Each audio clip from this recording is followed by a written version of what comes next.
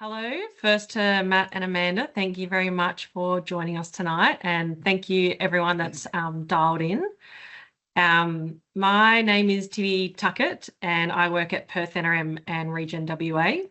So firstly, I'd just like to acknowledge the traditional custodians throughout Australia and their continuing connection to the land, waters and community. We want to pay our respects to all the members of Aboriginal communities and their cultures and to the elders past and present. Most of us are probably dialing in from Perth or, Wajak Noongar Budja. So I invite everyone to write in the chat where they're dialing in from. That would be really cool. But yeah, as I said, I'm representing RegenWA and Perth NRM, and RegenWA is a network of farmers and interested stakeholders in regen ag, and they support the application of evidence-based practices that look at on-farm natural capital and how farmers are adopting these practices for better outcomes for the environment, farm businesses, and also the community. So yeah, this webinar is part of a project that's been funded through the WA Government State NRM program. And the project's called Make Your Hectare Count. So it's specific for small landholders and it runs until the end of 2027. And it's all about engaging with these small landholders and providing community workshops and field days and doing things like this webinar. And we're also working with a local group called Lower Blackwood who have a online platform and they do podcasts as well as webinars and workshops. So yeah, it's a pretty cool project. I'm pretty proud of it. We're also doing some small landholder fact sheets. So we're going to be doing 25 this year and 25 next year. And they used to be with the Department of Primary Industries and Regional Development as part of their small landholder information service. And they have things ranging from like managing livestock on your property, from understanding if you've got a dam and how to manage that and calculate its water holding capacity, looks at revegetation, biosecurity. So yeah, lots of different topics. So yeah, please follow along the project. And yeah, thanks to our funders for making this webinar possible. As I said, this will be recorded, so I'll send that out to everyone. And then you can also share it with anyone that you think would be interested in the content. And feel free to put your questions in the chat or the Q&A throughout the webinar, and then I will facilitate that at the end. So I will now introduce our presenters. So I would like to start with Amanda. So Amanda has been immersed in the livestock industry since childhood, from droving cattle with her grandparents to carting livestock across Queensland and northern New South Wales with her father. After time away pursuing other careers, Amanda returned to agriculture to raise her own young family with the same values and lifestyle she grew up with. So she now runs a small herd in southeast Queensland. Through her own experience and deep industry involvement, Amanda recognised a significant gap in support for small livestock producers and hobby farmers, particularly around compliance, traceability, and knowing where to start. So very relevant to this webinar. In response, she founded JAB Agri Solutions, an education-driven business committed to providing practical, plain English resources and advocacy for small-scale producers. Amanda works closely with industry bodies including MLA and ISC, and recently led a national survey that confirmed the overwhelming need for tailored education and support in this space. She now dedicates her work to helping producers build confidence, meet requirements, and thrive in the industry she loves. Great to have you join us, Amanda. Thank you very much, Tibby. And to introduce Matt, so with a lifetime of practical experience across diverse cattle country in Queensland, Matt brings deep insight into livestock production, grazing management, and business development. His work spans breeding program design, land condition assessments, cattle marketing, and artificial breeding strategies. Matt has helped countless producers improve productivity and profitability through tailored advice grounded in real-world experience. Matt has over 20 years of facilitation experience working with producers, industry groups, and government bodies. He's led workshops and training sessions across Australia on topics ranging from staff engagement and leadership to breeding objectives and land management. Known for his direct, practical delivery style, Matt specialises in peer-to-peer learning environments that build capability and drive action in grazing businesses. Through Brown Cattle and Country Consultants, Matt supports cattle producers to make informed decisions that improve long-term sustainability. He's also a key partner in collaborative ventures such as Heartline Grazing, helping develop markets for Wagyu and crossbred cattle while integrating genetics, data, and environmental credentials into business planning. So welcome, Matt. Thank you very much. Without further ado, I thank you both for taking the time to join us tonight, because I know they're 2 hours ahead of us, so it's actually 8:10 for them. But really appreciate you guys joining us. And when you're ready, feel free to take it away. Thanks, Tibby. Thanks very much, Tibby. Yeah, and I also just wanted to thank the funding group as well for inviting us to bring to you the Livestock Essentials 101. So this webinar tonight was based off a survey, as Tibby mentioned, that I nationally rolled out during the year. And we have really come to the conclusion that small producers are lacking the education, lacking the awareness on where to find materials and resources. So we're rolling out education pieces, just basically to simply help small producers to find their way in the livestock industry. So that might be goats, sheep, cattle. Matt and I both particularly specialise in the beef industry, how I'm very passionate for sheep as well. So so I would probably hand it over to Matt to do a bit of an intro of himself as well. But tonight is very based around the findings that we have come from our survey, and just really trying to help educate, create awareness, create connections, and invite you into our circle as well. So thank you. Yeah, thanks, Amanda. It's a great opportunity to be talking to you all. Look, I've crossed the odd dry gully and I've been around a bit and I've done a few different things throughout my life. I think the biggest thing that I've experienced working with producers is fine-tuning markets and understanding the markets that they're going for. Because if you get that right, and it doesn't matter what sort of produce that you're producing in agriculture, whether it be honey or cows, if you get the market component right and understand the benchmarks or things that you need to implement in your business to get to that market, everything else will flow. The grazing management will flow, the cash flows and the business management will flow.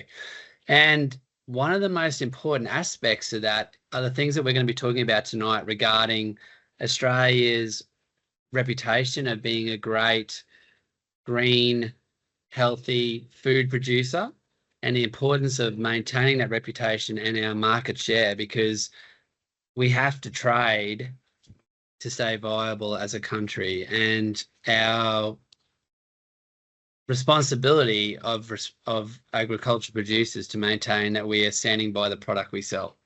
So I think we're ready to kick it off, Amanda. Yeah, sounds great. And I will just add there as well, sorry, Matt. So another part of the survey findings was very much an us and them. Small producers felt very alone and sheltered compared to the larger producers, and asking why they needed to understand the traceability and our accreditation program. So hopefully tonight we are able to answer that. Tibby, I have sent her earlier on some handouts I'd like her to email to you, that great resources. So that will come out with the recording. So Matt, I'll get you to take it away. Thank you. Thank you. So I guess I've already alluded to the first slide of why regulation is important to the Australian livestock industry. And the main reason being is because we need to maintain our ability to trade agricultural produce around the world.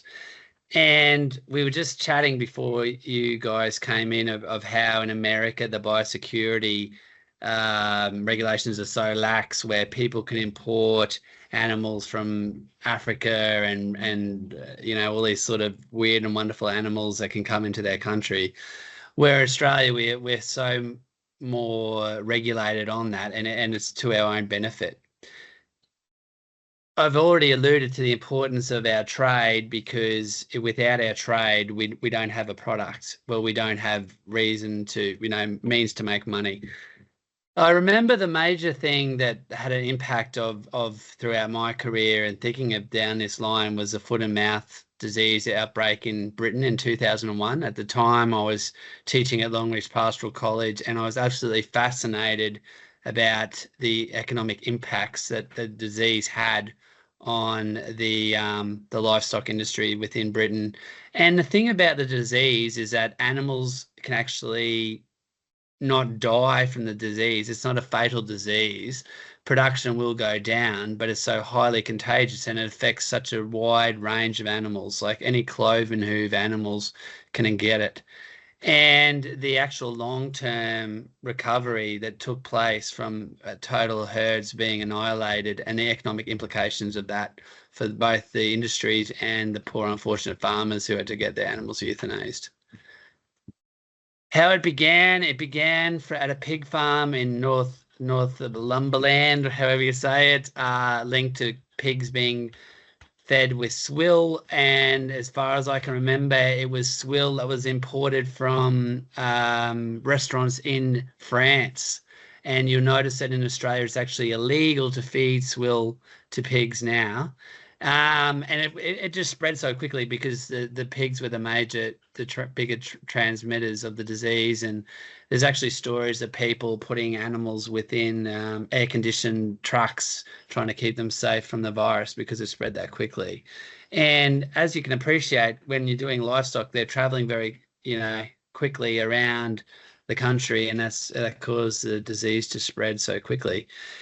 And from that, Australia learned some major lessons. And the main reason being is that we need to have an understanding of the actual animals that are located within specific areas of the country, which is what the NILS database, the NLAS database came about, but also the importance of the LPA system as well, because when you're actually signing that document to say that you're putting animals into sale, you are signing a legal document to say that you are, they're not within a withholding period of any drug or vaccine or what have you. And you also haven't exposed them to chemicals through grazing methods. So highly important stuff. There's still, a lot of you might remember, but back in the 90s, and I don't know if it affected Perth, Western Australia all that much, but in Queensland, producers were feeding cotton trash, and there was a chemical within that cotton trash that was coming into cattle. And to sell cattle, we actually had to sign a statutory declaration to say that cattle weren't exposed to cotton trash. And this is before the NILS database became into fruition as well. So I might hand over to Amanda, who's the expert on the NILS and the LPA systems. Thanks, much appreciated. Yeah, so gives you a bit of a background on why traceability, biosecurity is very important, especially here in Australia. We're producing produce that we're going to consume in one way or another. So ensuring that we are following these procedures. Now, just to start it off, just to make it very clear, anyone that owns livestock is required to have a PIC number. Now, depending on what you're going to do with those animals, we all need to have NILS and be registered with the NLAS database. Now, the database can be a little bit tricky to use. A few suggestions that I always recommend is regularly do PIC reconciliations, especially if you just bought a property. Make sure that there's no outstanding NILS tags on there that isn't aligning with what you've got on your property. And from that, whether you are going to be selling back into the market. So to transport the livestock, the LPA accreditation program will provide you with an NVD book, or you can purchase an NVD book, but they now have the eNVD app.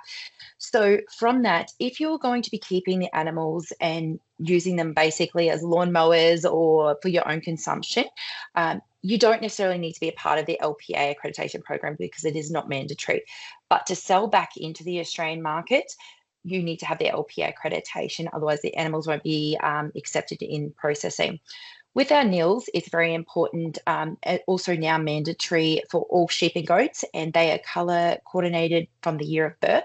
So it's important that you order enough tags for your sheep and your goats that are born on your property, and they all need to have these before they are removed from your property. Now, the purchaser has 48 hours once receiving them onto their property to have that transfer done. So that's where you simply get on your nils database and transfer those animals using the tag number, or we've got our scanners that make it a little bit easier in some cases. But if we've only got a few animals, you can get a different number, but it will register in the system with the same electronic ID number as well. Now, when we are moving the animals, it's very important to be using a movement record declaration. As Matt said earlier on, when you're using an NVD, these are a legal declaration that you're moving. You were seeing a lot of marketplace on Facebook and Gumtree sales. A lot of people aren't using NVD. So if you go buy some animals, cattle or sheep or goats, and they don't have a nils tag, cattle should have a white nils tag that's from their property of birth. If they have a yellow one, you're less likely to get better dollar value when you sell them back into the market later on, because they've lost their lifetime traceability, because somewhere along the line they have lost their white birthplace tag, and it's very hard to marry that up, so they're replaced with a yellow tag. And as Matt mentioned earlier, it's really important to get it right at the start so that we have that better market opportunity moving forward. Now, also just a quick note that yes, it is very important that you do have your NVDs filled out correctly, because if you get LPA audited, that is one thing that they're checking. Make sure that you've filled it out correctly, have the correct pick details for both where they're going and from your property. It is also a good idea, if you are the seller, just to jump on and make sure that the cattle have been transferred. Otherwise, your property gets a little bit messy as well. Matt, have I covered everything in the nils side of things, do you believe? Yeah, I think so. I think that the point that you made regarding the orange tags are replacement tags, white tags are tags that are and the animal has actually been born on that property. And the thing is with this is that you can still, like we've got cattle on adjustment that are constantly moving, and I do my utmost to make sure it's right, but I always seem to make a few mistakes. So sometimes it's worth even talking to your MLA nils person, a representative who can fix up that lifetime traceability, who can track actual tags of where they've actually been and put them in the correct picks, because I've had to do that several times as well, Amanda. Yeah, perfect. And sorry, I'm not sure if I mentioned before, but when you are going to buy the animal, make sure they do have that tag, because that's your responsibility as a person buying, that they do indeed have an NLAS traceability tag and not get it confused with their property identification tag. All right, well, we'll move on to the LPA production assurance. So this has the 7 key elements why the LPA production assurance was created, and it really come down to after the foot and mouth scare. We are trying very hard to protect what we've got here in Australia. Just in Queensland, I know that we've got 13 million head of cattle here in Australia, and 30 million nationally. So we export about 75% of them, which is absolutely phenomenal, and over 80 countries. And that demand is getting higher and higher. So for me, it's a great business to be in, but we need to make sure our biosecurity is really on point and that we're doing all the right things to sell into the market, because once again, we're producing food, and we need to be creditable for what we're actually selling, and making sure that the animals are kept with their welfare, making sure that the property has had a risk assessment done on it, that there's no contaminated areas, that the animal's not going to get hurt. We've also got the biosecurity side of it. I will go into all these elements a little bit more as we go through, but just going over these roughly now. Record keeping management. There's not a lot of easy systems that are out there at the moment, and I've noticed that there's a question in the chat. Is there a simple way for managing the movements? the pick. So you can, if you've got the LPA accreditation, register for the My MLA account, and you can link your NILS and your LPA accreditation account to your My MLA. It makes it a little bit easier. NLAS are currently doing an uplift in the NLAS database, and also with the ENVD, really trying to promote the ENVD for the movement record. It's done either on your desktop, on an iPad, or on a phone, where you can do an electronic document and pull more information. In the coming months, it does look like that will be automated. So if we've got the animals in, that will be pulled across. So that will get easier.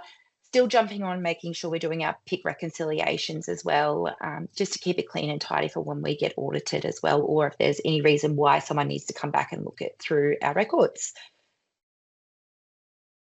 Now, I'd just like to make a point. I think the thing is that with the NILS tag, there's opportunities to use that within your business as well. I mean, for us, we at NILS at branding, and that calf is registered with with that specific NILS tag and what have you. But to answer the question about what was the question regarding the NILS? How do we manage it? Is there a simple software for managing NILS pick and livestock movements, including deaths and births? There is. It's called Excel. And I think the thing is that depending on the amount of animals that you have is where you can get more complicated. So just even keeping it within Excel and tracking where cattle go is a great first step for that if you don't have huge numbers of animals. For us, we use a true test system where we have a scanner that goes back to the actual true test thing, and it tells me exactly where the cattle have been and what their mother is and what their father is and how many push-ups they can do. But obviously that's not going to suit everybody, and depends on the sort of scale that you have within your business. Sorry, Amanda, I'll be quiet now. Sorry, I was just adding a couple of comments as well. So I've just added the link to My MLA account, how to register for that. But I'm also happy to share my Excel template as well, because like you, Matt, I found it very hard to manage stock records. What I normally do as a smaller producer, I do have a tag reader as well, but sometimes I've got my phone on me all the time. So I take a photo of the NILS tag and I take a photo of the property ID tag. So we have a numbering system. So if it was animal 21, I've scanned the tag, and then I've wrote in my record book, which I've also shared a copy for Tibby to hand out later on. Number 21, and these are the details of that. So that I normally include their weights, the date they were drenched, date they were vaccinated, what breed they are, what sex they are, and then the pick number that we got them from as well. So it's easy traceability for us as well. I might just give a really quick example. So I purchased some stock from a sale yards. The stock squad rang me about 6 months later and said, "Hey, one of those animals was come from a ticky property that was tick free, but apparently there's ticks on it." And I said, "Right, what's his NLAS tag number?" He had no idea what breed, what sex, or anything like that. And I was able to locate it in my Excel spreadsheet really quickly. So it gives you a really good example. And I was able to tell the stock inspector right there, that he was on our property day 1, day 2, he was vaccinated, drenched, and, drenched for ticks as well. We had not seen any more sighting of ticks. So he was clear. Stock inspector was happy, and we were good to roll. So just having your records for things like that as well is really, really important. Yeah, and for us, I just do an Excel spreadsheet and I put the actual vaccine or the drug that the animal's been treated with, the batch number, withholding period, and the date that they are free from their withholding period. Because if you do become LPA, well, if you go through the audit system with LPA, the auditor is going to be looking for that sort of documentation to say that you are catching that document. So the other thing is to ensure that you're not selling animals within a withholding period for any treatment that you've given them. Yeah. I'm just replying to another comment in there for Michelle. Okay, so something that I have found really useful getting back into the industry as well, knowing who the right contacts are and having the right contacts. So I definitely recommend getting onto your like RegenWA. They put out some fantastic newsletters. Get in with your local groups that may be in the area that support livestock, even haymaking, grain making, because you can kind of see where the prices are as well. So we like to stock up on hay over here in Queensland at the moment. We're a little bit on edge that we might be going to go into a bit of a drought because it's very, very dry.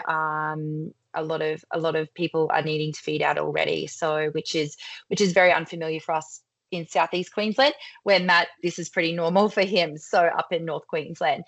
So just getting a part of these groups, having a really good understanding, reading their newsletters, and asking those questions. Don't be afraid to ask those questions. There's no silly question. Something that really come out of the survey was like small producers are feeling very alone, and I know the feeling. I was very lucky because I grew up in the industry. A lot of my friends went out and bought properties or family and had no idea what they were doing. So being able to help them and assist them has been my passion, and that's why I started JB Agri Solutions, because it's like, you know, I live in a very small area. And then after the national rollout, there is a huge call for this sort of support. So contacting your local extension officers, also contacting your local biosecurity officers. I know Tibby's going to put some details either in the chat or send it to you on who and where to go to in WA, because we had this chat before that, you know, it differs in areas, but really recommend that you do that so that, you know, if you've got any strange pest or weeds or problems with feral pigs and dogs, or, you know, something that's made your animals sick from eating it, really good idea to get in touch with your local biosecurity, talk to your neighbours, find out what's going on in the area, because the more that you can plan, and prevention is key, where once it's in, and that's costly. So, you know, trying to get it right from the start. My few tips also to get in contact with is your local veterinarian. Subscribe to their newsletter as well, just simply so you can find out what diseases, what illnesses are going around. Finding a really good livestock agent. So, you know, and go with your gut feeling with livestock agents. They're great, but some of them are a little dodgy. So just really make sure that you go with your gut with that. If it seems too good to be true, it probably is. So just make sure that you find a really good livestock agent, call them about your marketing, call them, you know, if you want to be selling and trading, get that really good understanding and talk to your livestock agent to what market where you need to be at.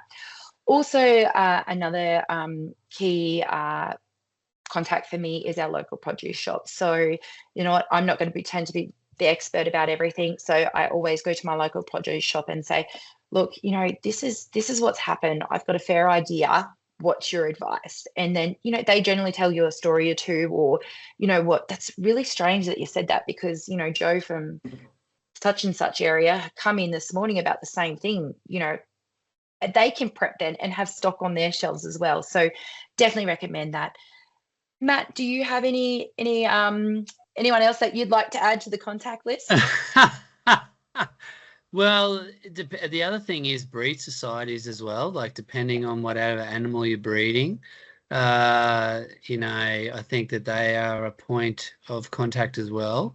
I try not to use agents all that much. I like to go my own way, but definitely getting experience of people that are within that area and getting their advice is a good idea. But just remember, though, sometimes those people are very biased, where if you're coming with new ideas, they mightn't think it's such a great idea. But I don't think you ever stop learning. I think that there's plenty of opportunities to keep learning about the industry and where we're going into the future.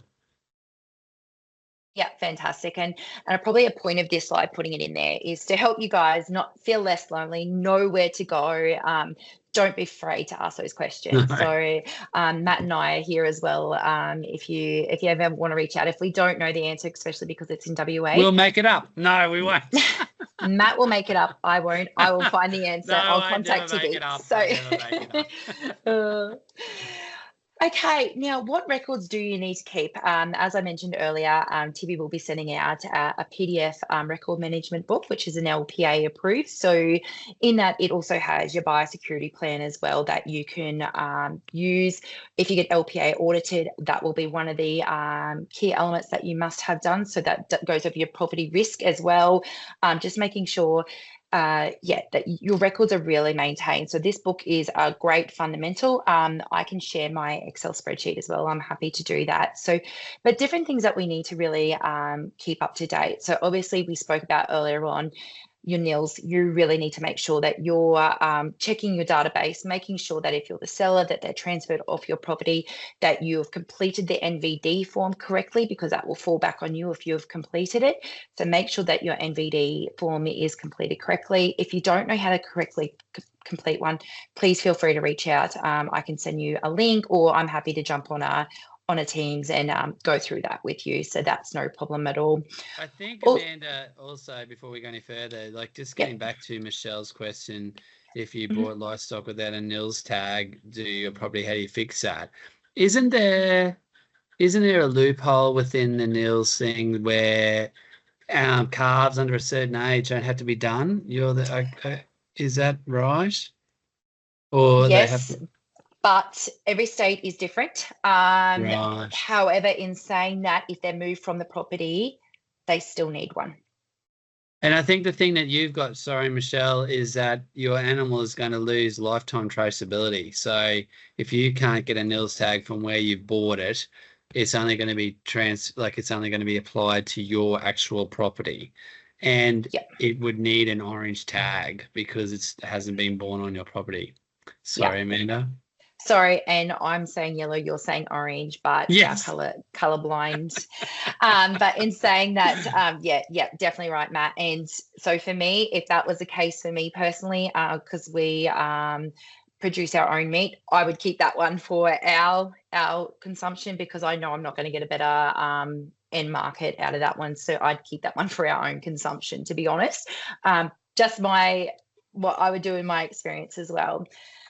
So moving on to animal health and animal treatment. So if you're vaccinating, drenching, which we have some pretty good guidelines for, there's a few different links as well. I will hand it over to Matt in a minute and I'll grab them and I'll pull them in that you can look into as well. But in the meantime, there's one called Paraboss, which is fantastic, PARABOSS, and that helps you sort of plan out the area that you're in, what you should be looking for when. Zoetis has some really good information and tools as well around vaccinating and drenching. Now, when we are vaccinating and drenching, this was another real key element in the survey. There wasn't many people that had a chemical certificate, and a part of the LPA accreditation is that if you're vaccinating, if you're treating an animal, you were to have the chemical certification. It teaches you where and how to do the needling, but it also helps you store and make sure that you've stored your chemicals correctly, not using them when they're expired, and it can show you, and the course runs you through the fundamentals and the reason why. And it's quite scary, actually, using out-of-date chemicals and what it can actually do and how much it can increase the potency of the chemicals within that. Now, things that we need to be recording from that is the name, the dose, the batch number, and the expiry. We also need recording the withholding period. So you'll see WHP, wonder what that is, and that is our withholding period. So when we're filling out an NVD or an ENVD, it's really crucial that we record these elements as well. So what we've vaccinated with recently, that can also help your market as well. If they're going into feedlots, the feedlots like vaccinated and drenched animals, because that's an expense they don't have to incur. But if they've already got the vaccinations, they're a lot less likely to get sick, and they've been vaccinated from the get-go. And the withholding period, because if we send those to get killed, go straight to the abattoir, and they're in that withholding period, the residue comes up in the animal's meat. So very, very crucial that those things get noted. Once again, you're signing a legal document, you need to be able to note that. Now I'm going to move on to the feed and biosecurity. So over here, as I said earlier on, looking at purchasing hay and supplement feed. So from doing that, every time I go somewhere, I ask for a CVD. Now, this is called a commodity vendor declaration. This is actually used so that we can get assurance from the person that we're purchasing the supplement or the feed off. You can get this from your produce stores, hay growers, or anything like that, or molasses, whatever it may be that you're supplement feeding. This gives you the assurance that you're feeding your stock good quality feed and that there's no chemicals in there. And you know, there is a little bit of, you know, if your animal does go to get processed, there is residue. A little bit of buck passing. Why should us producers cop the full slack of it when it wasn't actually something that we've intentionally done? And let's trace that back. So that's where the traceability also really comes into it. So recording what you're feeding, if you're putting it out in paddocks, you know, we've got 10 round bales from Feed Central. They're going out to Mob A and Mob B.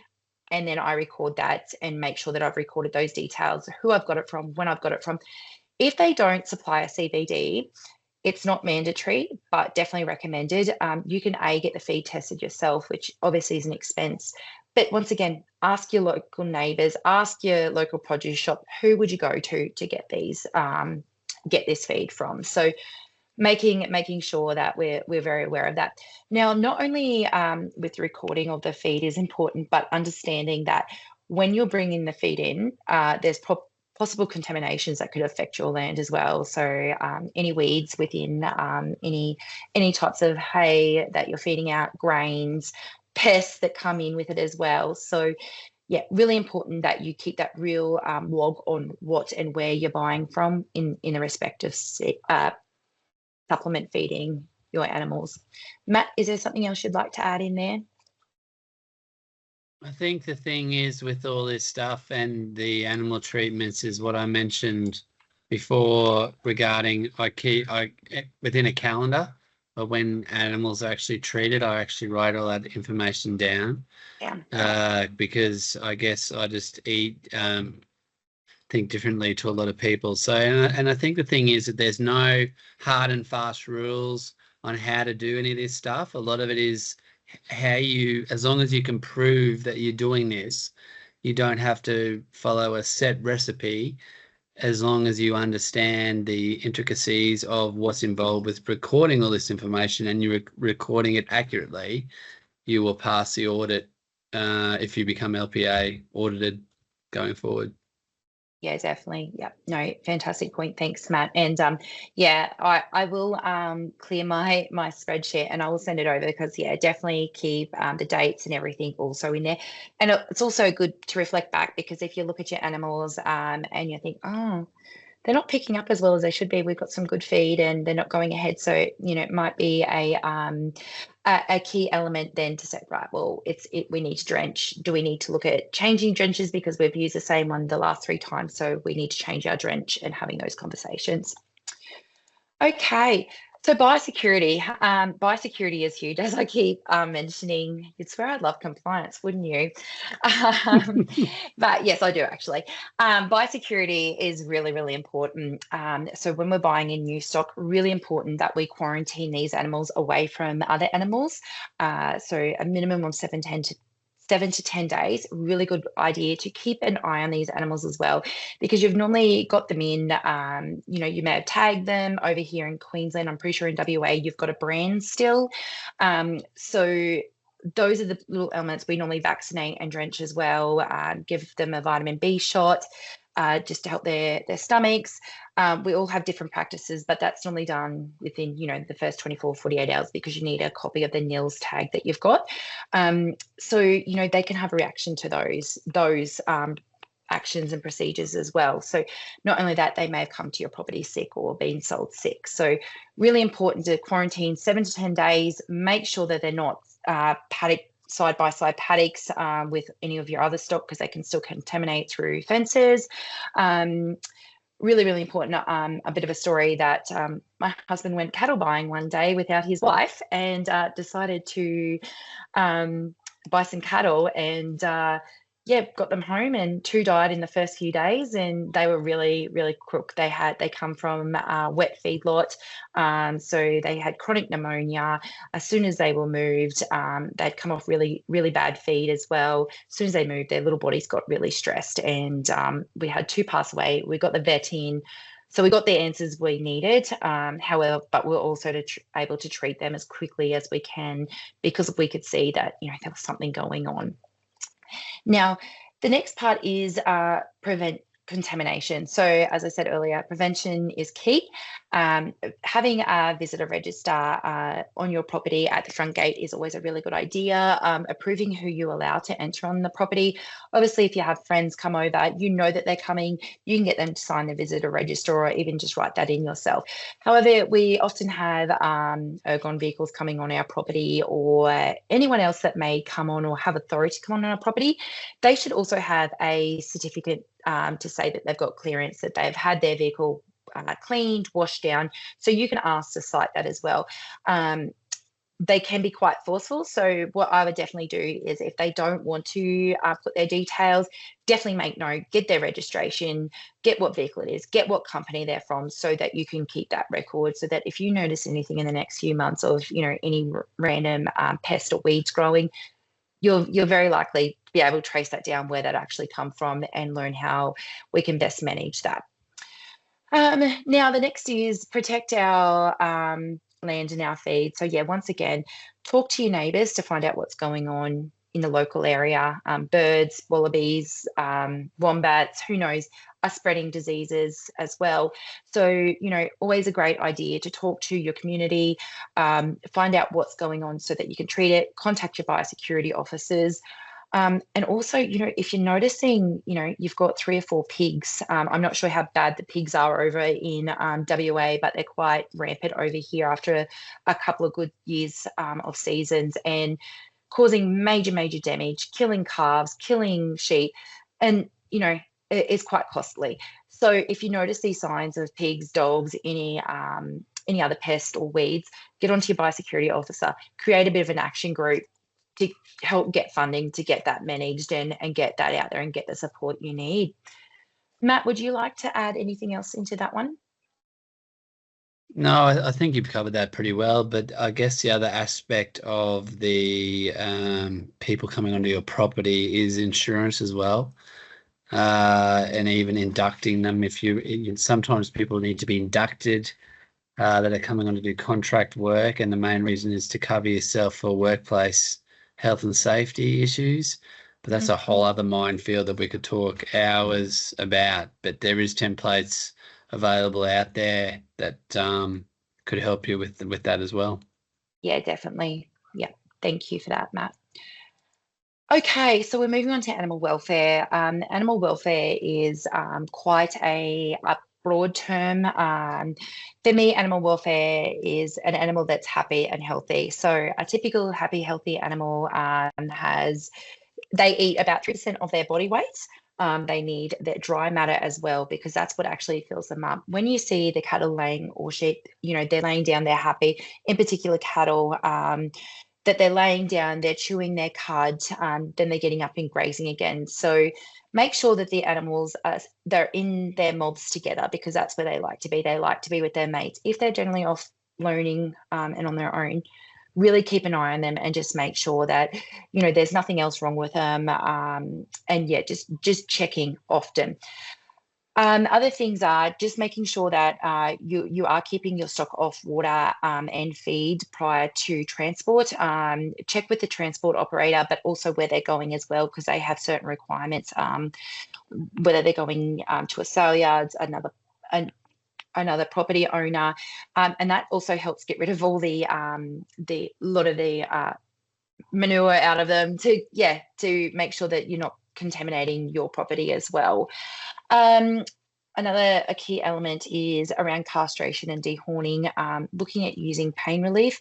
There's different rules and regulations in every state and territory in Australia as well around the ages that we are allowed to do it ourselves. But if you're not qualified or very unaware on how to do it, get get someone in, your neighbour might be very good at it as well and been doing it for the last 50 years. So this is why it's important to try and have those connections. Talk to your local produce shop, or definitely get in contact with your vet as well. Now, I'm coming across this a lot in the work that I'm doing at the moment, people not vaccinating and drenching because they don't believe in that, because we're obviously so skeptical of ourselves being vaccinated and drenched. Now, this in food safety as well as a biosecurity risk. These drenches and vaccinations have been made and created for the best possible opportunities for the animals, for their growth, for their health, for our biosecurity, and for our land as well. So really important that we really need to implement that into our maintenance regime with managing livestock and how we may go about doing that. Now, as I said earlier on, make sure that the animals have really got enough food and water, clean water.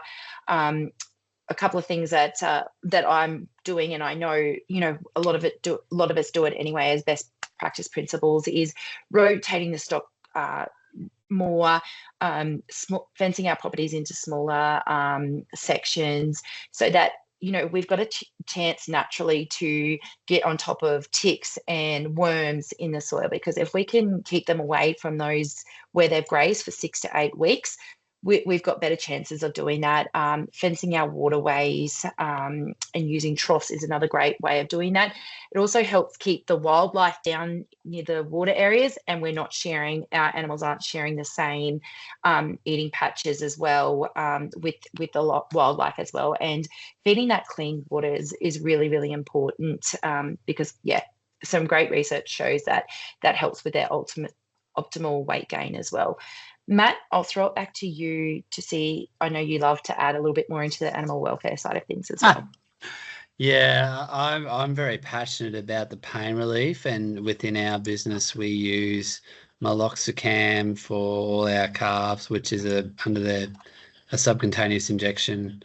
So everything that's being dehorned or castrated gets that, as well as trisulfan, which is trisulfan stems the bleeding of dehorning as well.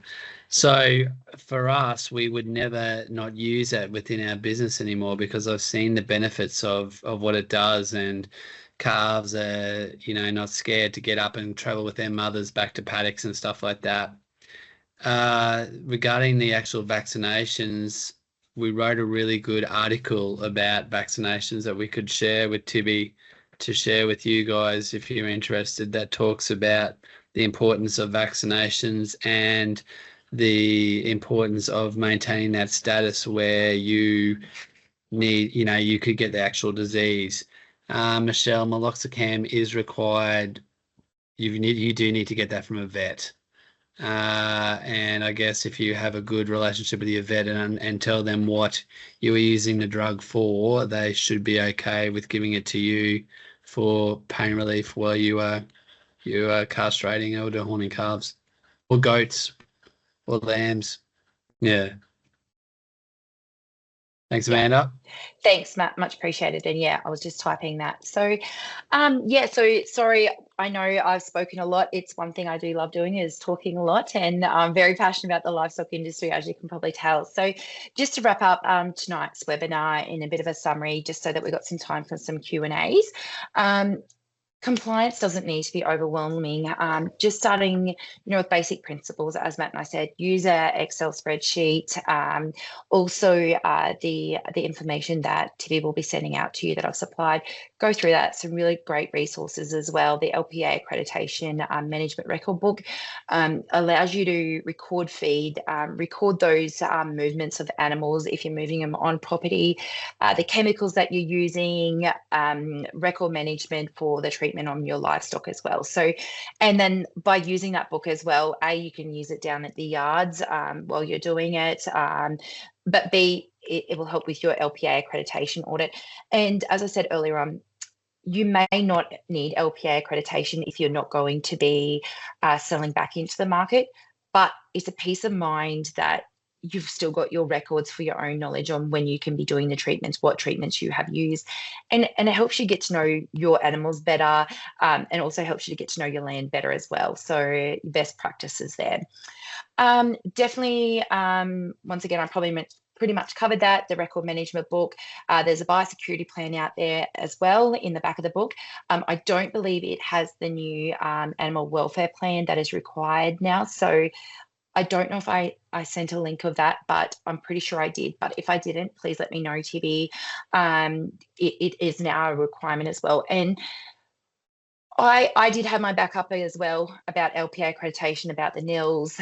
However, once I understood it and added into my management when we're vaccinating, when we're looking at the animals, you know, I take notes. I take a lot of photos on my phone as well, if there's a sick animal or anything like that, because then I've got the date, the time, and pretty much I know which animal it is. They've all got names. The kids love naming them. So I know who's what. So that's another way of able to, you know, support the records so that, you know, connect with your local networks. And the guys that I've said to, I've also put in a bit of a national contact list for you as well, that will come out to you. So definitely recommend keeping that somewhere safe in case you ever need it. Reach out to your neighbours, livestock agents and community groups. Stay involved, because you know what? It's a pretty hard job to run them through the yards on your own. So if you could have someone helping you, even better, and then go return the favor the next day. So, you know, always a good way to teach each other and learn from each other as well. As I said, from our national rollout of our survey, a real key element was the education piece. I come into it looking at developing a compliance tool kit so that we could make processes simpler of our record management and our NILS. And so that is in progress as well. But I really been drawn to the education piece because I'm so passionate about it.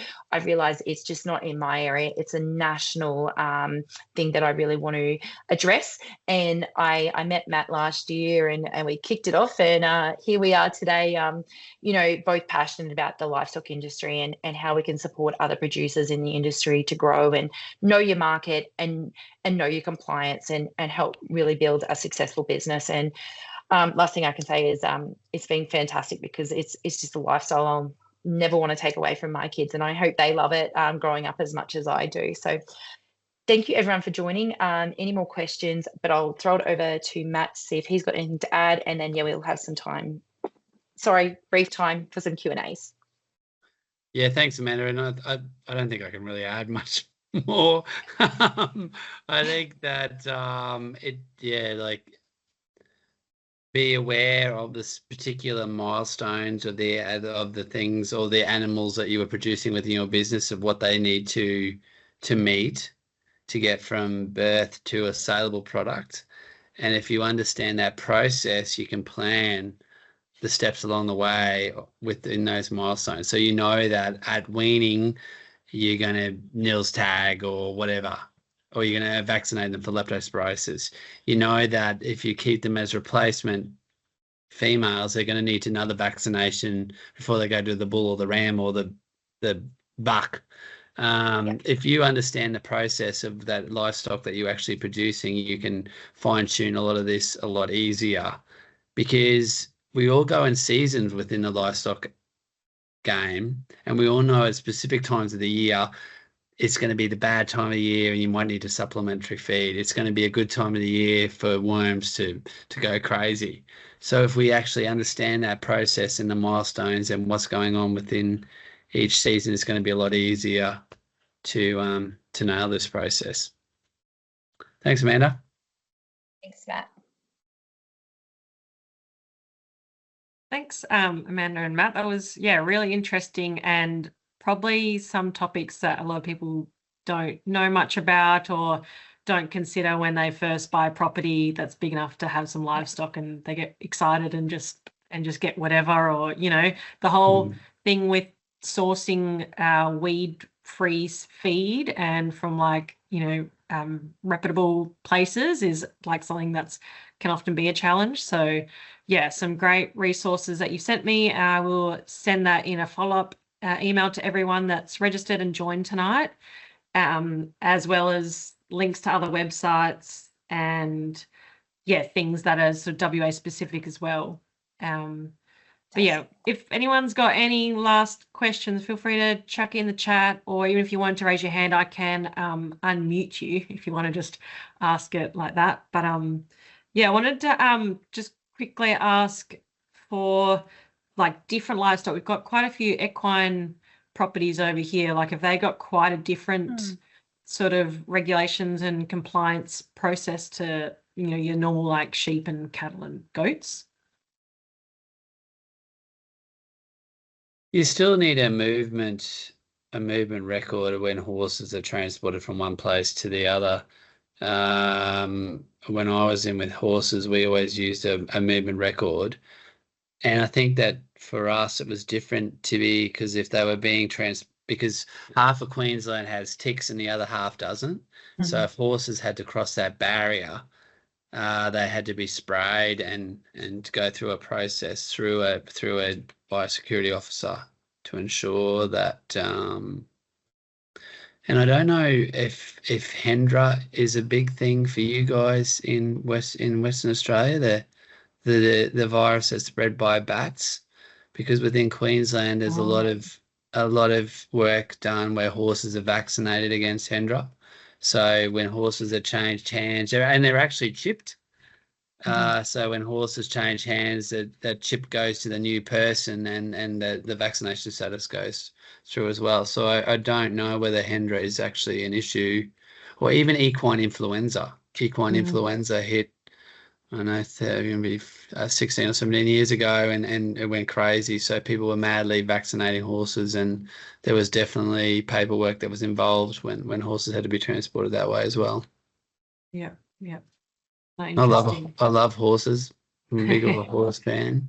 Yeah, no, we do have quite a few over here, so it's always fun to. We've had a few workshops on a few properties looking at. They're doing the track sort of setup to use the horses on the fire breaks. Nice. We've got a couple of good people that can come out and do presentations. So that's been good. Very interesting. Lastly, I want to ask Amanda about that survey, and if people wanted to look at the results, or if you've got a way to share that might be quite interesting for people. Yeah, I could definitely put it down into a bit of a summary. So please reach out if that is something that you'd like to look into as well. As I said, we're definitely trying to develop as much around that in education pieces as we can, so small producers don't feel so alone. And it's amazing, since I rolled out these workshop series, I'm having people from all different sectors. I had a lady with smell packers. I've had a lady with some chooks saying, hey, can you help me? And I'm like, sorry, that's not my forte, but definitely can help point people in the right direction. I'll never leave anyone stranded in the ag industry. So once again, really trying to base our education around that, and that's what we're both so passionate about. Yeah, it's diverse, which makes it really exciting. Hey, but appreciate your guys' time. Thank you again to everyone for joining us tonight. Thanks again to our funders, WA State NRM program, and I'll be in touch with an email. But feel free to reach out anytime through RegenWA or Perth NRM. And thanks guys for staying up late tonight. Thank you. Thanks everyone for joining, guys. Thank you. My pleasure. See you, everyone. Bye-bye. Bye.